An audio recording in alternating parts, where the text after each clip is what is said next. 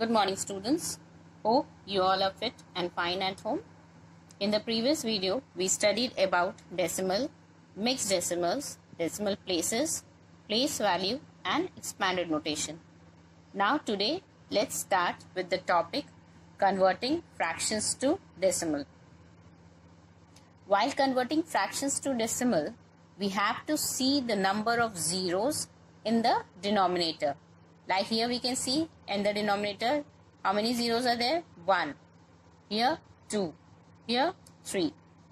The whole part in the fraction will be the whole part in the decimal number. Let's solve some examples to understand how to convert fractions to decimal. When the denominator is 10, that is 1 followed by 0, 1 0. Write the numerator and put the decimal point before one digit because there is 1 0 from the right hand side. Like here the numerator is 2. So what we will do? We will copy 2 over here, and since only one digit is there and 1 0 is there, what we have to do? We have to place decimal point before one digit. Before one digit from the right. So we have placed here decimal before one digit. And since there is no more digits over here, we will place 0 here. In this way, we can convert fractions to decimal if there is 10 as the denominator. Similarly, when the denominator is 100, that is 1 followed by 2 zeros. Write the numerator. We will copy the numerator as it is 1, 3 and 4. And what we will do? Put the decimal point before 2 digits. Since there is 2 zeros, we will have 2 decimal places. So we'll start counting from the right hand side. 1 and 2. So we'll place decimal before 3. So how many decimal places are there? 1 and 2. And 1 is there already, so we'll no need to write 0. Here there was no digit, no numbers, so we have placed 0. But here 1 is already there, we will not place 0 over here. So the answer is 1.34. Similarly, in the last one, here when the denominator is 1000, that is 1 followed by 3 zeros, then again what we have to do? We will copy down the numerator. In each case, we will copy the numerator, and depending upon the number of zeros, we will take the decimal places. So since there are 3 zeros over here, so the answer will have 3 decimal places.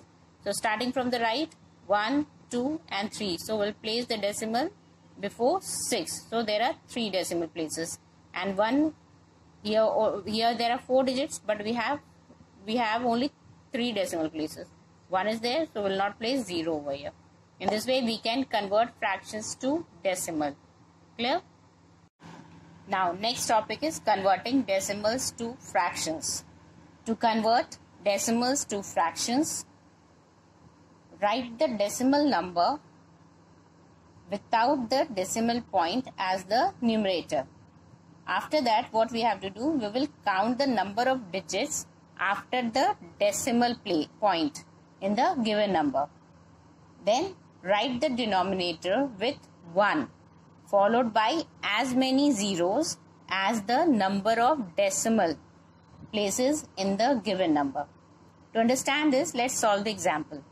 Number 1, 3.4. Here we can see 3.4 has 1 digit after the decimal point.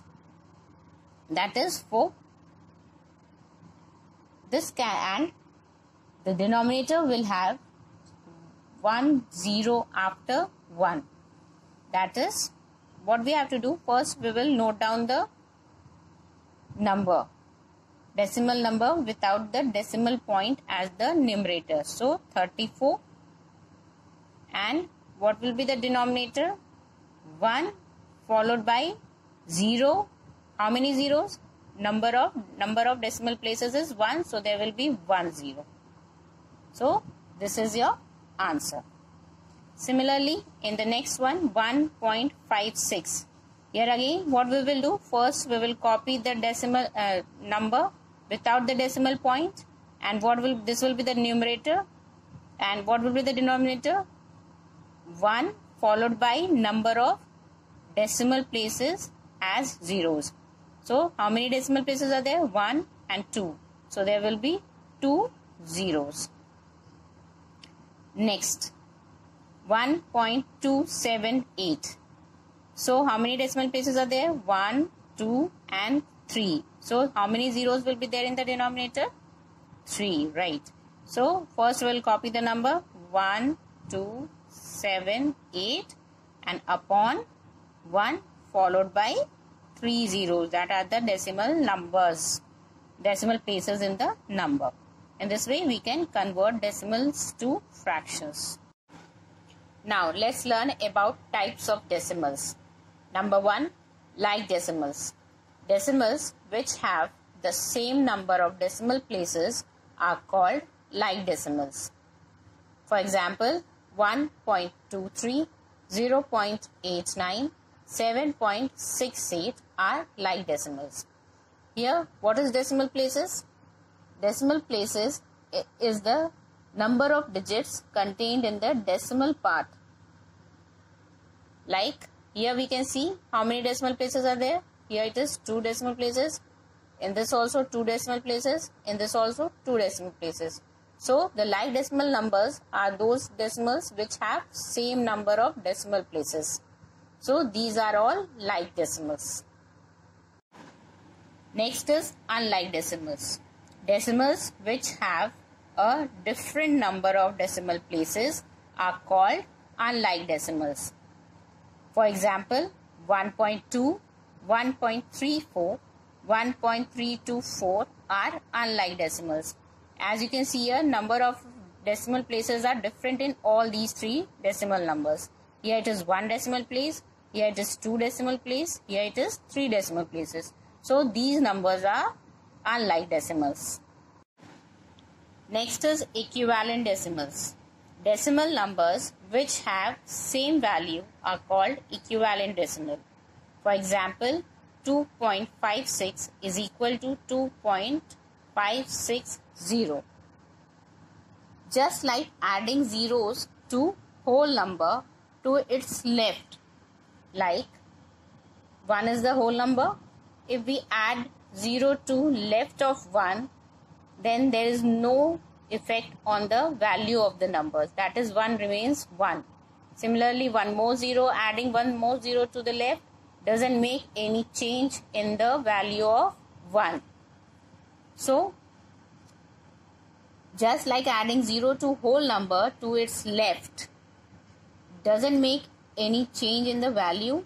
Similarly, adding 0 after number in the decimal number, that is, if we add 2.560 is equal to 2.5600 is equal to 2.56000. That is, adding 0 to the extreme right of the decimal numbers doesn't change the value of the number. Let's take one more example, like 0.4.